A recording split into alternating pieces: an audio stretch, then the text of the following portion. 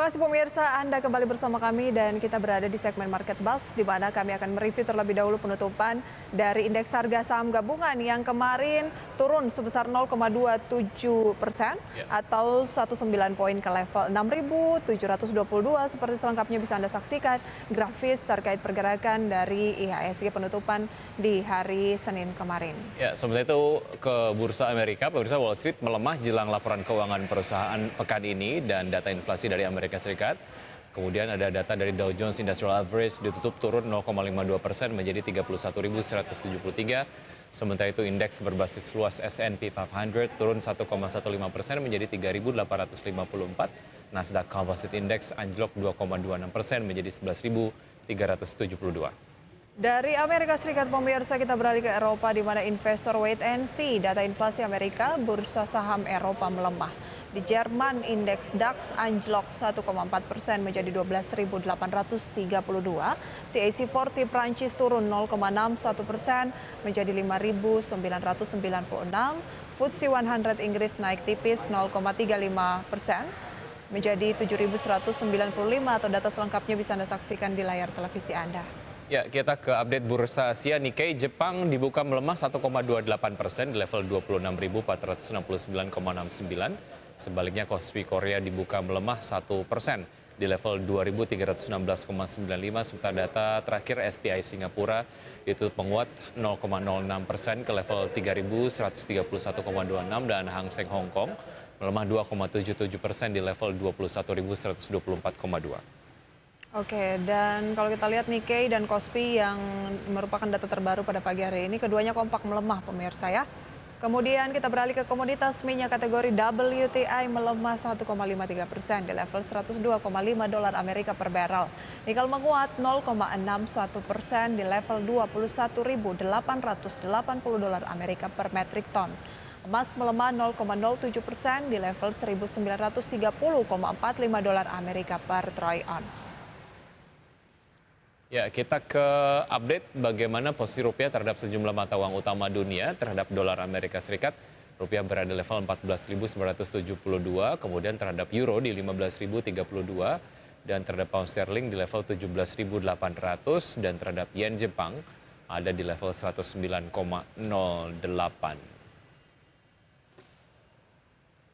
Ya, beberapa data yang kemudian juga mungkin ditunggu oleh masyarakat ataupun investor, yaitu adalah mungkin terkait dengan bagaimana sebetulnya pasar di Indonesia sendiri menyikapi beberapa data tadi seperti yang ada di Amerika Serikat dan juga Asia begitu ya. Nah, analisanya seperti apa nanti mungkin kita akan hadirkan untuk Anda usai jeda berikut.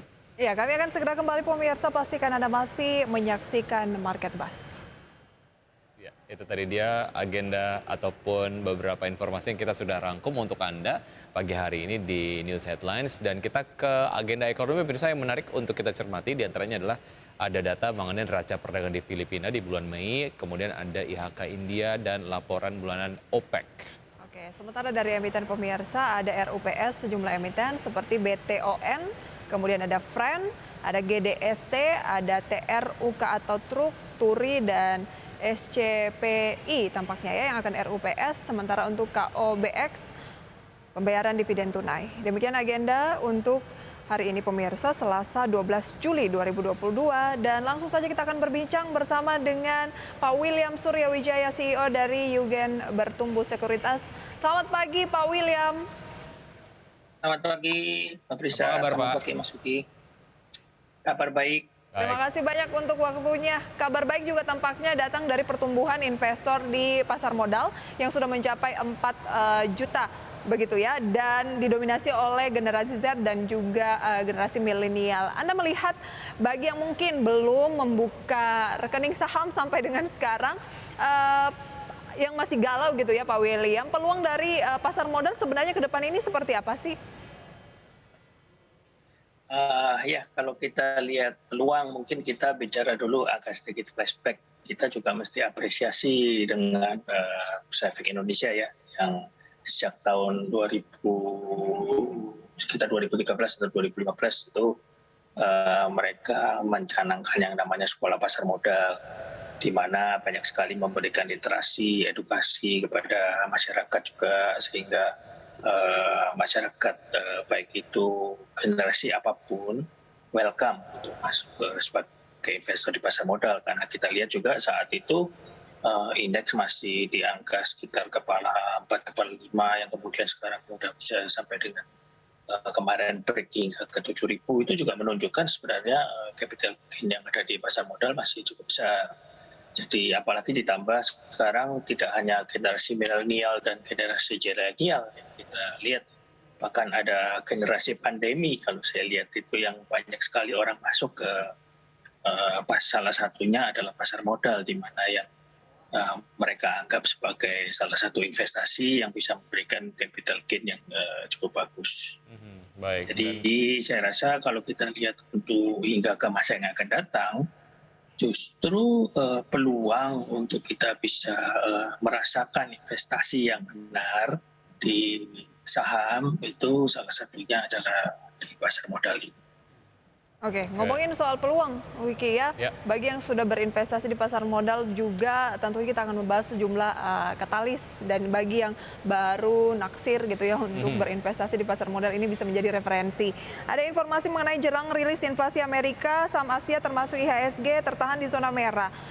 Sejauh mana Anda memandang katalis ini akan mempengaruhi, ini kan rencananya dirilis kalau nggak salah Rabu ya, waktu setempat Pak William di Amerika Serikat. Peluangnya bagaimana untuk pasar modal kita? Ya, kalau pertama-tama kita bicara tentang rilis data perekonomian ya, inflasi, kita lihat memang beberapa negara mengalami kenaikan inflasi. Sebenarnya kalau kita lihat dari inflasi bisa kita lihat dari beberapa sisi. Kalau kita lihat dari sisi bagusnya atau sisi positifnya, sebenarnya inflasi tersebut mengalami kenaikan, ada sisi bagusnya, itu menunjukkan bahwa dari kita selama 2 tahun lebih ini mengalami pandemi, sekarang mulai ada pergerakan perekonomian, sehingga terbentuklah angka inflasi tersebut. Jadi saya rasa kalau kita lihat ke depan, inflasi ini mungkin akan jauh lebih stabil walaupun sudah mengalami kenaikan yang kemungkinan akan berangsur-angsur akan kembali ke netral. Kalau saya lihat seperti itu. Namun kadang-kadang kan memang kalau kita lihat di capital market ini investor agak sedikit reaksinya itu lebih cepat dibandingkan dengan mungkin di sektor realnya. Jadi saya rasa apa yang kita lihat dari kondisi rilis data perekonomian seperti inflasi tersebut mungkin direspon lebih cepat, namun market sejatinya kalau kita lihat dari jangka menengah hingga ke jangka panjang pasti akan kemungkinan besar akan mengalami kenaikan dibandingkan dengan market yang sekarang. Oke, artinya memang masih kemudian dinilai menarik walaupun secara sentimen begitu terkait dengan peningkatan inflasi di Amerika Serikat ini akan menimbulkan dampak quote-unquote negatif begitu ya terhadap sejumlah bursa global, tapi masih tetap menarik secara proyeksi di jangka menengah dan juga panjang ya Pak William? Ya betul, kalau kita melihat jangka menengah ke panjang tidak ada negara yang tidak berusaha untuk bertahan perekonomiannya untuk jadi stabil atau terus mengalami kenaikan. Jadi saya rasa kondisi sekarang ini, kalaupun itu menjadi satu sentimen negatif, itu bisa menjadi salah satu peluang untuk investor untuk melakukan akumulasi beli, tapi target investasinya lebih ke arah jangka menengah ke panjang. Jangka menengah panjang ya investasinya Pak William ya. Oke. Ngomongin soal rekomendasi, berikut ini adalah saham pilihan pemirsa dari Pak William Suryawijaya. Selengkapnya dapat Anda saksikan di layar televisi Anda. Ini ada 4 saham begitu ya, seperti biasa. Ada Astra Internasional, kemudian juga ada Unilever, ada BBCA, dan juga ada ASRI dengan rekomendasi buy. Kita ke Astra Internasional terlebih dahulu. Pak William, seperti apa analisanya untuk Astra Internasional? Kalau kita lihat ya dari data kemarin sempat ada data rilis tentang car sales ya, penjualan mobil. Memang ada sedikit penurunan pertumbuhannya. Namun kita lihat masih cukup bertumbuh karena kondisi sekarang ini banyak sekali kembali kebutuhan mobil atau pengeluaran juga pengeluaran produksi mobil baru. Jadi saya rasa itu yang cukup akan memberikan kinerja yang cukup bagus kepada Astra Internasional ini. Oke, Dan strateginya kita lihat pergerakan tekanan yang sudah terjadi cukup lama, atau bisa dibilang dalam kurun waktu sejak Juni pertengahan hingga sekarang ini sepertinya akan terdapat rebound hingga beberapa waktu mendatang. Apalagi dalam jangka waktu pendek ya, saya lihat memang Astra Internasional ini masih cukup menarik. Oke, strateginya seperti apa Pak William? Karena kita lihat penguatan baru berlangsung kalau bicara jangka pendek ya, tanggal 8 dan tanggal 11 atau hari Jumat dan juga hari Senin kemarin. Sementara dari tanggal 1 sampai dengan tanggal 7 Juli itu sempat memerah. Jadi gimana strategi untuk buy-nya mungkin?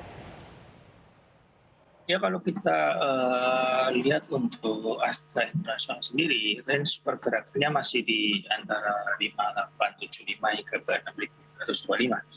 Jadi itu yang sepertinya akan bisa kita lihat pergerakan range Astra Internasional ini. Jadi kalau kita lihat support, mungkin kita lebih ke arah 5875 yang kemudian bisa lakukan akumulasi beli dengan target investasi jangka pendek di 6525. Baik. Target jangka pendek di level berapa? 6.525. 6.500. Oke. Anda juga tadi merekomendasikan Unilever Wiki ya, dan bicara mengenai emiten konsumsi ini kan terhimpit nih antara peluang pelemahan dari harga komoditas yang mulai turun gitu ya. Tapi juga nilai tukar rupiah yang menguat mungkin akan mempengaruhi ke nilai jualnya juga gitu ya. Oke, usaha jeda berikut ini mungkin kita akan hadirkan analisanya pemirsa, tetap bersama kami akan segera kembali.